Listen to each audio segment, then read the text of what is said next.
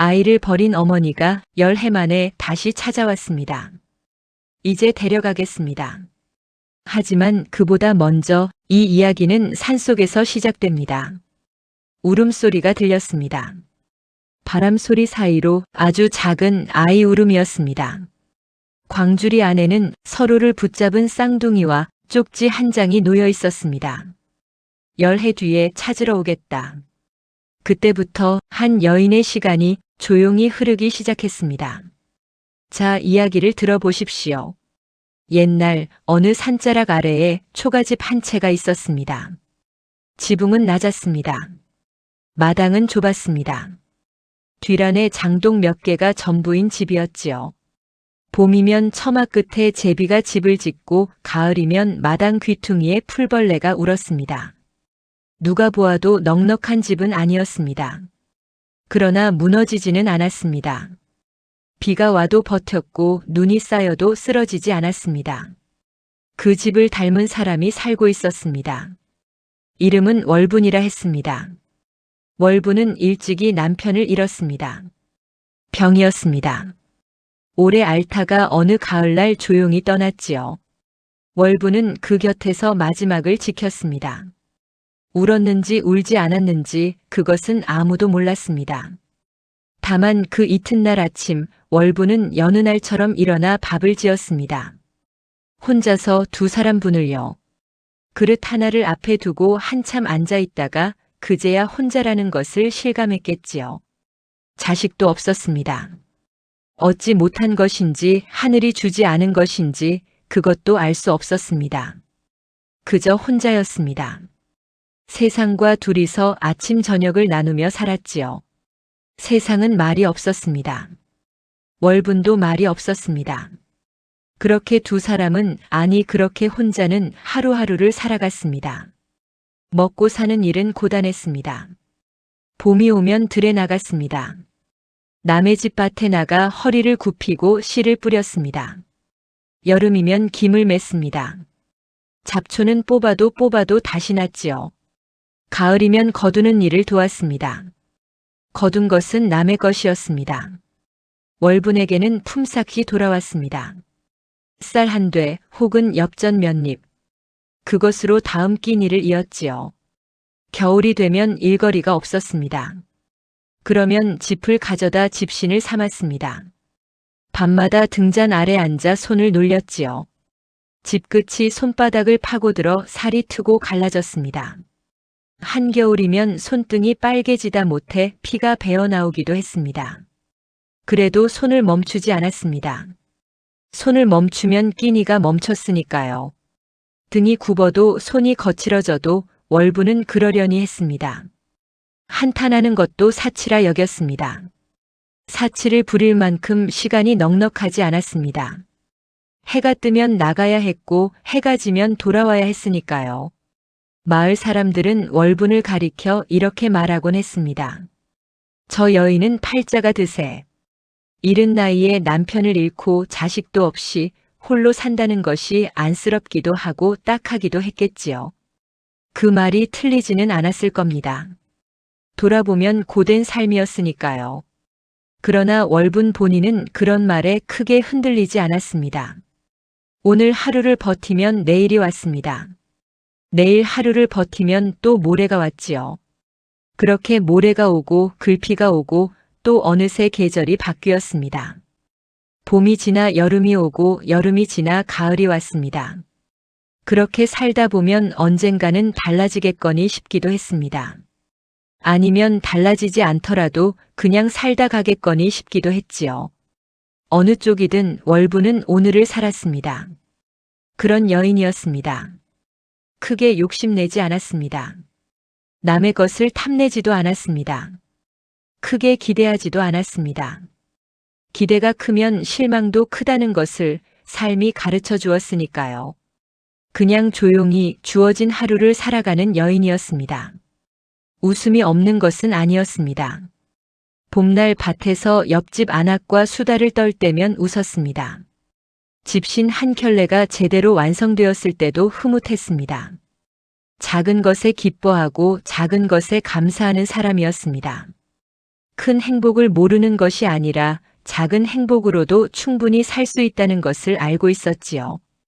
다만 가끔은, 아주 가끔은 저녁밥을 혼자 먹다가 문득 멈출 때가 있었습니다. 숟가락을 내려놓고 건너편 빈자리를 바라보는 때가 있었지요. 그럴 때 월분의 눈빛이 어땠는지는 아무도 보지 못했습니다. 그 월분에게 어느 초가을 저녁 운명 같은 것이 찾아왔습니다. 산에서 내려오는 길이었습니다. 나무찜을 지고 발이 무거워진 해질녘이었습니다. 그날따라 바람이 조금 일렀습니다. 가을이 오고 있다는 것을 바람이 먼저 알리고 있었지요. 월분은 잠깐 걸음을 멈추고 바람을 맞았습니다. 그때 소리가 들렸습니다. 바람 사이로 아주 가늘게, 아주 작게. 그러나 분명히 들렸습니다. 월분은 고개를 들었습니다. 귀를 기울였습니다. 틀리지 않았습니다. 그것은 울음소리였습니다. 사람의 울음이었습니다. 아이의 울음이었습니다. 월분의 발이 소리를 향해 움직이기 시작했습니다. 월분은 풀숲을 헤쳤습니다. 나무찜을 진 채로 비탈을 올랐습니다. 나뭇가지가 팔을 긁었습니다. 돌부리에 발이 걸렸습니다. 그래도 멈추지 않았습니다. 소리가 이끄는 대로 발을 옮겼지요. 울음소리는 끊어질 듯 이어졌습니다. 가늘고 작고 지쳐 있었습니다. 오래 울어서 목이 쉰 소리였습니다. 숲이 조금 열리는 곳에 작은 공터가 있었습니다. 거기에 광줄이 하나가 놓여 있었습니다. 월분은 가까이 다가갔습니다. 광주리는 낡은 것이었습니다. 성한 데가 없이 여기저기 헤어진, 그러나 아이를 담기에는 충분한 크기였습니다. 안을 들여다본 월분은 그 자리에 굳어버렸습니다. 아이가 있었습니다. 하나가 아니었습니다. 둘이었습니다. 쌍둥이였지요. 얼마나 무서웠을까요? 얼마나 추웠을까요? 두 아이는 서로의 손을 꼭 붙잡은 채 울고 있었습니다. 갓난아이는 아니었습니다. 돌은 지난 것 같았지만 아직 걸음마도 채 되지 않은 듯한 나이였지요. 뺨은 눈물로 얼룩져 있었고 입술은 파르스름하게 질려 있었습니다. 살결에 손을 대어보니 차가웠습니다. 얼마나 오래 거기 있었는지 몸이 식어 있었지요. 월분은 잠깐 숨을 멈추었습니다. 그리고 아이들의 얼굴을 하나씩 들여다보았습니다. 울다 지친 눈이 반쯤 감겨 있었습니다. 그러나 서로의 손만은 놓지 않고 있었지요. 그 작은 손이, 그 꼭 쥔 손이 월분의 가슴 어딘가를 건드렸습니다. 광주리 밑에 종이 한 장이 있었습니다. 구겨지고 축축하게 젖어 있었습니다. 이슬을 맞은 것인지 누군가의 눈물이 닿은 것인지 알 수 없었습니다. 월분은 조심스럽게 펼쳤습니다. 글자는 읽을 수 있었습니다. 열해 뒤에 찾으러 오겠다. 그뿐이었습니다. 이름이 없었습니다. 사정이 없었습니다. 어디서 온 아이인지, 왜 맡기는 것인지, 찾으러 오면 어디로 오겠다는 것인지 아무것도 적혀 있지 않았습니다. 딱 그 한 줄뿐이었지요. 글씨는 반듯했습니다. 배운 사람의 글씨였습니다. 그러나 반듯한 글씨가 오히려 더 서늘하게 느껴졌습니다. 이렇게 반듯하게 쓸 수 있는 사람이 이렇게 아이를 두고 갔다는 것이. 월분은 종이를 한참 들고 서 있었습니다. 머릿속으로 이런저런 생각이 오갔습니다. 관가에 넘길까? 마을 어른께 알릴까? 내 처지에 무슨 수로 아이를 키우나? 나도 겨우 먹고 사는 형편인데 모른 척하고 내려가면 내일 아침 누군가 발견하겠지. 내가 아니라도 누군가는 거두겠지. 그런 생각들이 오갔습니다. 그런데 아이들은 계속 울고 있었습니다. 월분이 나무찜을 내려놓았습니다. 천천히 조용히 등에 진 짐을 옆으로 내려두었습니다. 그리고 광주리 앞에 쪼그리고 앉았습니다. 울고 있는 아이 둘을 가만히 들여다보았습니다. 한참을 그렇게 있었지요. 그러다 긴 숨을 한번 내쉬었습니다. 혼잣말이었습니다. 누구에게 하는 말도 아니었습니다. 그냥 바람에 흘려보내는 말이었습니다. 그래도 울음은 멈춰야지. 월부는 광주리를 들었습니다. 나무찜은 그 자리에 두었습니다. 아이 둘을 품에 안고 산을 내려왔습니다. 해가 거의 다 진 산길이었습니다. 발밑이 어두웠습니다. 그러나 월부는 천천히 한 발 한 발 내려왔습니다. 아이들은 월분의 체온이 느껴졌는지 울음을 조금씩 그쳤습니다. 다 그친 것은 아니었습니다. 아직 흑흑 소리가 났지요. 그래도 아까보다는 나았습니다. 그게 시작이었습니다. 집에 돌아온 월부는 아이들을 씻겼습니다. 차가워진 몸을 따뜻한 물로 데웠습니다. 얼굴에 눈물 자국을 닦아주었습니다. 입힐 것이 마땅치 않았습니다.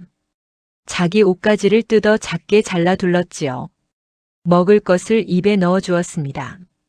아이들은 처음에는 경계하듯 바라보다가 이내 허겁지겁 먹었습니다. 배가 많이 고팠던 모양이었습니다. 월부는 밤새 아이들 곁에 앉아 있었습니다. 혹시 열이 오르지는 않는지 숨은 고른지 연신 이마를 짚어보았습니다. 다행히 열은 없었습니다. 두 아이는 나란히 누워 서로의 손을 잡은 채 잠이 들었습니다. 산속에서도 그랬듯이 잠자리에서도 손을 놓지 않았습니다. 월부는 그 손을 오래 바라보았습니다. 작고 가냘픈 손이었습니다. 이 손이 세상에 나와서 제일 먼저 한 일이 서로를 붙드는 일이었구나. 월부는 그런 생각을 했습니다. 그리고 그 생각이 가슴 한쪽을 묵직하게 눌렀습니다. 날이 밝았습니다. 아이들이 눈을 떴습니다. 그리고 월분을 보았습니다. 울지 않았습니다. 그냥 바라보았습니다. 크고 까만 눈으로 가만히.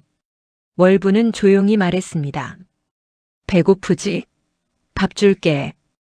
그것으로 충분했습니다. 다음 날부터 월분의 하루가 달라졌습니다. 아침에 눈을 뜨면 아이들이 있었습니다. 밥을 지으면 그릇이 셋이었습니다. 일하러 나가기 전에 아이들을 옆집에 부탁해야 했습니다. 집에 돌아오면 아이들을 데려와야 했습니다. 밤에 잠들기 전에 아이들이 제대로 누워 있는지 살펴야 했습니다. 작은 일들이 하나씩 늘었습니다. 하루가 전보다 빨리 찼습니다. 먹을 것이 2배로 필요해졌습니다. 품삯 일을 더 나가야 했습니다. 몸은 전보다 더 고단해졌지요. 그러나 이상하게도 예전보다 덜 외로웠습니다. 집에 돌아오면 누군가 있다는 것이 그것 하나가 달랐습니다. 저녁밥을 먹을 때 건너편 자리가 비어있지 않다는 것이 그것 하나가 달랐습니다. 마을 사람들이 걱정스러운 듯 말했습니다. 괜히 정만 들이면 나중에 힘들어요. 친어미가 찾아오면 어쩌려고요. 월부는 빙그레 웃으며 대답했습니다. 10해라지요. 10해 동안은 내 자식입니다. 첫 번째 겨울이 왔습니다. 그 겨울이 혹독했습니다. 바람이 매서웠고 눈이 깊었습니다. 이불이 얇았습니다. 방은 작았지요. 월부는 아이들 사이에 끼어 누웠습니다. 이불 한 장을 셋이 나눠 덮고 월분의 몸으로 찬 기운을 막았습니다. 아이들은 월분의 체온 속에서 따뜻하게 잤습니다. 월분은 등이 시려도 몸을 돌리지 않았습니다. 돌아 누우면 아이들이 추울 것 같아서였지요. 그렇게 첫 겨울이 지났습니다. 봄이 왔습니다. 아이들이 걷기 시작했습니다. 마당을 아장아장 걷다가 넘어지고 일어나고 또 넘어지고. 월부는 그것을 보면서 웃었습니다. 오래간만에 소리내어 웃었습니다. 해가 바뀌었습니다. 또 해가 바뀌었습니다. 아이들이 자랐습니다. 말이 늘었습니다. 이름을 불렀습니다. 월분이 이름을 지어주었지요. 오빠는 산돌이, 동생은 산녀라 했습니다. 산에서 만났으니 산이 들어가야 한다고 월부는 그렇게 생각했습니다. 아이들은 제 이름을 좋아했습니다. 어머니, 나 산돌이지요? 그래, 내가 산돌이다. 그 말 한마디에 아이가 해맑게 웃었습니다. 그 웃음을 보는 것이 월부는 좋았습니다. 글도 가르쳤습니다. 월분 자신이 많이 배운 사람은 아니었지만 아는 것은 다 가르쳤습니다. 글자를 짚어주고 숫자를 세어주고 계절의 이름을 알려주었습니다. 아이들은 빨리 배웠습니다. 가르쳐준 것 이상으로 스스로 터득하기도 했지요. 밭일도 조금씩 거들게 했습니다. 처음에는 발밑에 따라다니며 흙장난만 했지만 해가 갈수록 제 몫을 했습니다. 씨앗을 심고 물을 주고 잡초를 뽑는 일을 했지요. 작은 손으로 하는 일이었지만 그 손이 있고 없고는 달랐습니다. 가난은 여전했습니다. 배부른 날보다 배고픈 날이 많았습니다. 반찬이 없어 소금 한 꼬집을 밥 위에 얹어 먹는 날도 있었습니다. 옷이 헤어져도 새로 장만하기 어려웠습니다. 기운대 위에 또 기워 입었지요. 아이들 신발이 작아져도 당장 바꿔주지 못할 때가 있었습니다. 그럴 때 월부는 마음이 아팠습니다. 그러나 가난한 집에도 웃음은 있었습니다. 저녁밥을 먹다가 아이들이 하루 있었던 일을 떠들어댔습니다. 마을 아이들과 무엇을 했는지, 개울에서 무엇을 잡았는지, 나무에 올랐다가 어떻게 내려왔는지. 시끄러웠습니다. 월부는 그 시끄러움이 좋았습니다. 조용한 것보다 훨씬 좋았습니다. 밤이면 아이들이 물었습니다. 어머니, 우리 원래 어디서 왔어요? 월부는 잠시 생각하다가 말했습니다. 산에서 왔지. 산이 내어준 아이들이야. 그럼 어머니는요? 나는 산에서 너희를 받아온 사람이고. 아이들은 그 말이 마음에 들었는지 고개를 끄덕이고 잠이 들었습니다. 그렇게 열해가 흘렀습니다. 열해는 짧지 않습니다. 봄, 여름, 가을, 겨울이 10번 돌았습니다. 아이들은 어느새 월분의 어깨에 닿을 만큼 자랐습니다. 밭일을 거두는 정도가 아니라 제 역할을 톡톡히 해냈습니다. 무거운 것을 들어주고 먼 곳까지 심부름을 갔습니다. 월분이 아프면 약을 다리고 밥을 지어 상을 차렸습니다. 월분은 그 아이들을 보면서 종종 생각했습니다. 내가 이 아이들을 키운 것인지, 이 아이들이 나를 살게 한 것인지. 답은 내리기 어려웠습니다. 아마 둘 다였겠지요. 서로가 서로를 살게 한 열해였습니다. 가난했지만 외롭지 않았습니다. 고단했지만 혼자가 아니었습니다.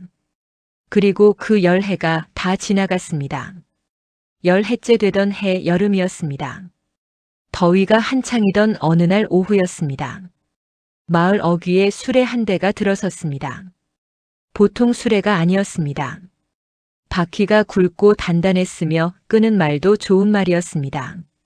마을 사람들이 하던 일을 멈추고 쳐다보았습니다.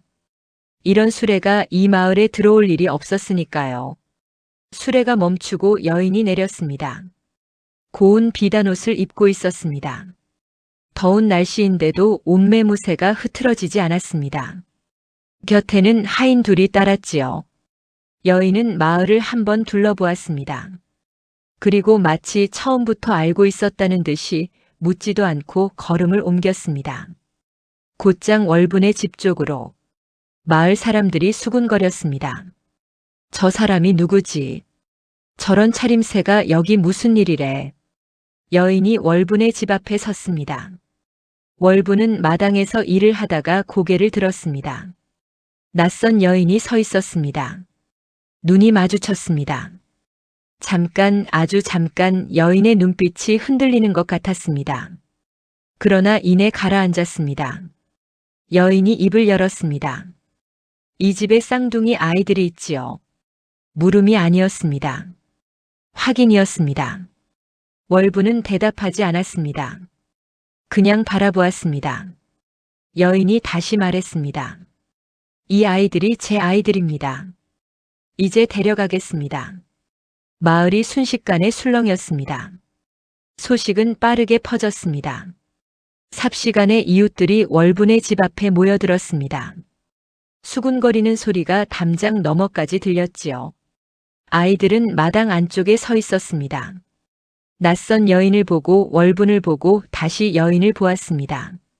그러더니 천천히 월분의 등 뒤로 숨었습니다. 월부는 조용히 물었습니다. 왜 그때는 안으려 하지 않으셨습니까? 여인의 눈이 잠깐 흔들렸습니다. 시선을 옆으로 돌렸습니다. 대답이 없었습니다. 사정을 알고 보니 이러했습니다. 그 여인은 큰 상단을 이끄는 집안의 며느리였습니다. 집안이 넉넉하고 마을에서도 이름이 있는 집이었지요. 그런데 쌍둥이를 낳자 집안 어른이 불길하다며 내쫓으라 했다고 했습니다.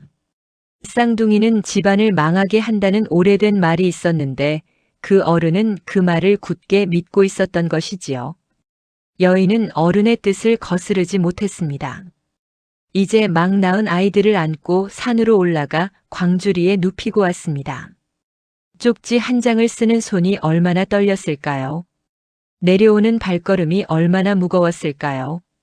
그것은 알 수 없습니다. 다만 그녀는 그렇게 했습니다. 그리고 열해가 흘렀습니다.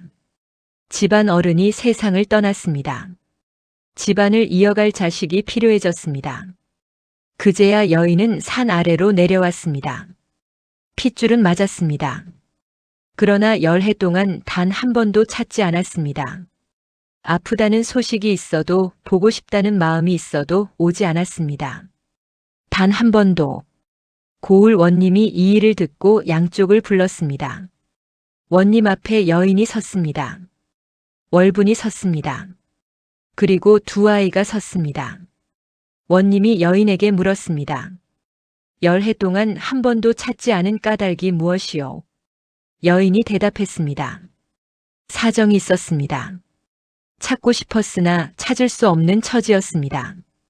원님이 다시 물었습니다. 지금은 찾을 수 있는 처지가 되었소? 여인이 잠시 입을 다물었습니다. 원님은 그 침묵을 오래 바라보다가 두 아이를 향해 몸을 돌렸습니다. 그리고 나직이 그러나 분명하게 물었습니다. 너희는 어디에서 살고 싶으냐? 두 아이는 서로를 바라보았습니다. 잠깐이었습니다. 눈빛을 주고받는 짧은 순간이었지요. 그리고 아무 말 없이 움직였습니다. 두 아이는 월분에게 걸어갔습니다. 나란히 천천히. 그리고 월분의 손을 꼭 쥐었습니다. 우린 어머니와 살겠습니다. 한 목소리였습니다. 둘이 말했는데 하나처럼 들렸습니다. 그 말에 비단옷을 입은 여인이 눈물을 흘렸습니다. 처음으로 흘리는 눈물이었습니다. 소리도 없이 그냥 눈물이 흘렀습니다. 막으려는 듯 손을 들었다가 그냥 내려두었습니다. 원님은 조용히 판결했습니다. 낳은 정은 하늘이 주지만 기른 정은 사람이 쌓는 것이다. 아이들은 월분의 자식으로 남게 되었습니다. 그날 밤이었습니다. 마을은 조용해졌습니다. 낮 동안 술렁이던 사람들도 각자의 집으로 돌아갔고 술에도 떠났습니다. 바람 한 점 없는 여름밤이었습니다. 달이 밝았습니다. 아이들은 일찍 잠이 들었습니다. 긴 하루였으니까요. 낯선 여인을 보고 낯선 곳에 끌려갈 뻔하고 그 앞에서 제 마음을 말해야 했으니 아이들도 마음이 고단했겠지요. 나란히 누운 두 아이는 어느새 깊이 잠들었습니다. 언제나처럼 서로의 손을 잡은 채로 월부는 그 곁에 앉았습니다. 등잔 하나를 켜두었습니다. 불꽃이 조용히 흔들렸습니다. 월부는 아이들의 얼굴을 들여다보았습니다. 오래, 아주 오래 들여다보았습니다. 산토리의 코, 산녀의 눈썹, 잠들면 살짝 벌어지는 두 사람의 입술. 열해 동안 매일 보아온 얼굴인데 그날 밤은 유독 새롭게 보였습니다. 월부는 속으로 말했습니다. 나는 너희를 낳지 않았지만 너희 덕에 내가 사람이 되었다. 소리내어 말하지 않았습니다. 아이들이 들을까 봐서가 아니라 이 말은 혼자 사귀는 말이라고 느꼈기 때문이었습니다. 가슴 안에 조용히 넣어두는 말이었습니다. 돌이켜보면 그랬습니다. 월부는 아이들을 만나기 전까지 그냥 살았습니다. 버티는 삶이었지요. 오늘을 버티면 내일이 오고 내일을 버티면 모레가 오는 그런 삶이었습니다. 나쁜 삶이 아니었습니다. 그러나 무언가를 위한 삶은 아니었습니다. 그냥 흘러가는 삶이었지요. 아이들이 오고 나서 달라졌습니다. 아침에 눈을 뜨면 이유가 생겼습니다. 밥을 지어야 하는 이유, 일하러 나가야 하는 이유, 다시 집으로 돌아와야 하는 이유. 작고 사소한 이유들이었지만 그 이유들이 하루를 채웠습니다. 그 이유들이 쌓여 열해가 되었습니다. 월부는 아이들을 키운 것이 아니었습니다. 아이들과 함께 살았던 것이었지요. 그 차이는 크지 않아 보여도 사실은 아주 큰 차이입니다. 키운다는 것은 위에서 아래로 내려주는 것이지만 함께 산다는 것은 서로가 서로를 채우는 것이니까요. 비단옷을 입은 여인이 생각났습니다. 그 여인이 나쁜 사람이었을까요? 월부는 그렇게 생각하지 않았습니다. 그 여인도 어쩔 수 없었겠지요. 갓 낳은 아이를 두고 오면서 마음이 찢어지지 않았을 리 없었습니다. 밤마다 아이들 생각이 나지 않았을 리 없었습니다. 그러나 오지 않았습니다.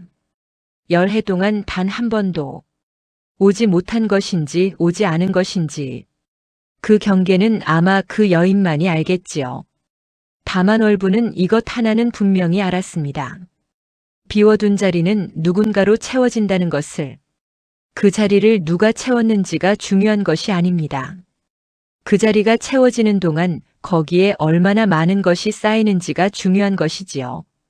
밥 한 그릇, 겨울밤 채운, 아픈 이마를 짚는 손, 글자 하나를 가르치는 목소리. 그것들이 쌓이고 쌓여서 어느새 헤어질 수 없는 것이 됩니다. 자, 이야기를 다 들으셨습니까? 이 이야기는 오래된 이야기입니다.